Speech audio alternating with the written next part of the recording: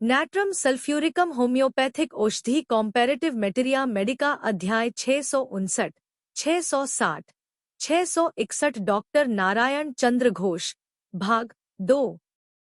दांत की बीमारी, दांतों का दर्द, गर्म प्रयोग और गर्म पानी मुंह में लेने से बढ़ना और ठंडी हवा तथा ठंडा पानी मुंह में रखने और तंबाकू खाने से कुछ घटना।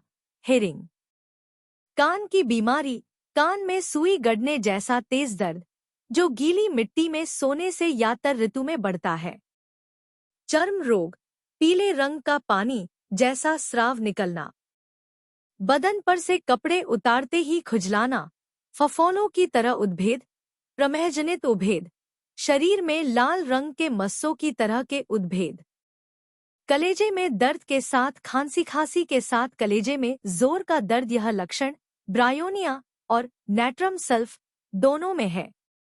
ये दोनों ही दवाएं पित्त की धातु वालों के लिए उपयोगी है।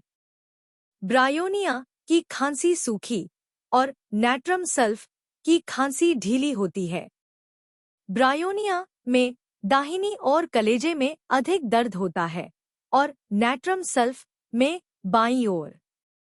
दाहिनी और कलेजे के निचले भाग के दर्द में भी नैट्रम सल्फ फायदा करती है। बरसात और तर या सीड़ की ऋतु में नैट्रम सल्फ के सभी रोगों के लक्षण बढ़ते हैं। इन दोनों ही दवाओं का दर्द दबाने से घट जाया करता है, जिससे रोगी खांसते समय हाथ से कलेजा दबा रखता है। नैट्रम सल्फ सवेरे 3 से 4 बजे से खांसी बहुत बढ़ जाती है। दमा की खांसी रात में और सोते ही बढ़ती है। यकृत, लिवर, बहुत दिनों तक अतिसार और पेचिश की बीमारी भोगने के बाद अंत में यकृत में दोष पैदा हो जाए और उसमें तनाव का दर्द हो तो उसमें नैट्रम सल्फ फायदा करेगी। यकृत की बीमारी में जहां नैट्रम सल्फ की जरूरत होती है वहां यह लक्षण पाया जाएगा कि रोगी बाएं करवट दबाकर सो नहीं सकता, सोने में उसकी तकलीफ बहुत बढ़ जाएगी और साथ ही मिचली, वमन, कुछ पित्तवमन, मुंह में खट्टा या तीता स्वाद और कामला, पीलिया इत्यादि कितने आनुषंगिक उपसर्ग भी रहेंगे। दर्द, छाती, कमर, पीठ और गर्दन के दर्द में नैट्रम सल्फ फायदा करती है। निम्नांग का दर्द, विशेषकर घुटने अकड़ जाना, अम्ल पित्त की बीमारी के साथ वात और गृध्रसी वात का दर्द अगर किसी भी अवस्था में न घटे तो नैट्रम सल्फ का प्रयोग करना चाहिए। पेशाब की बीमारी, पेशाब में कोई विशेष दोष नहीं पाया जाना, पर पित्त व यूरिक एसिड का परिमाण बहुत अधिक रहना, शीशी में पेशाब रखने ईंट के चूर की तरह तली, सेडिमेंट, जमना, रोगी को अम्लपित्त की बीमारी और वात रोग रहना। सूजाक, पुराना प्रमेह, स्राव गाढ़ा और हरी आभायुक्त या पीले रंग का, जलन और दर्द कुछ भी नहीं रहना।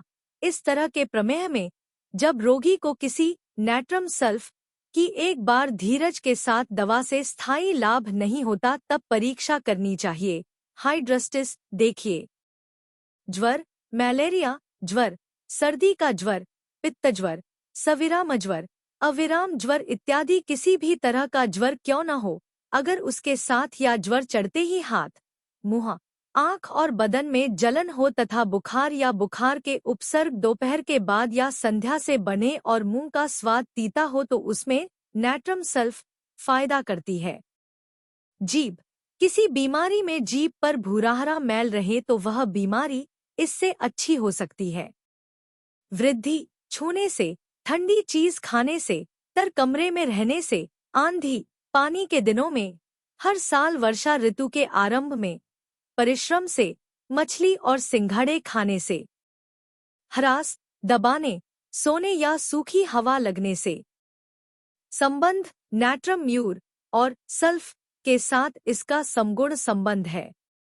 रस प्रधान धातु में सिफिलिस और साइकोसिस, उपदंश और प्रमेह, विष प्रवेश कर जाने पर थुजा और मर्क के साथ और तर ऋतु में रोग वृद्धि के लक्षण में डलकामारा के साथ इसका सादृश्य देखने में आता है।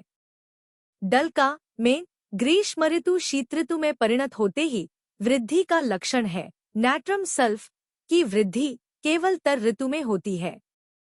क्रिया का स्थितिकाल 30 से 40 दिन। क्रम 6x से 200 शक्ति। Subscribe please.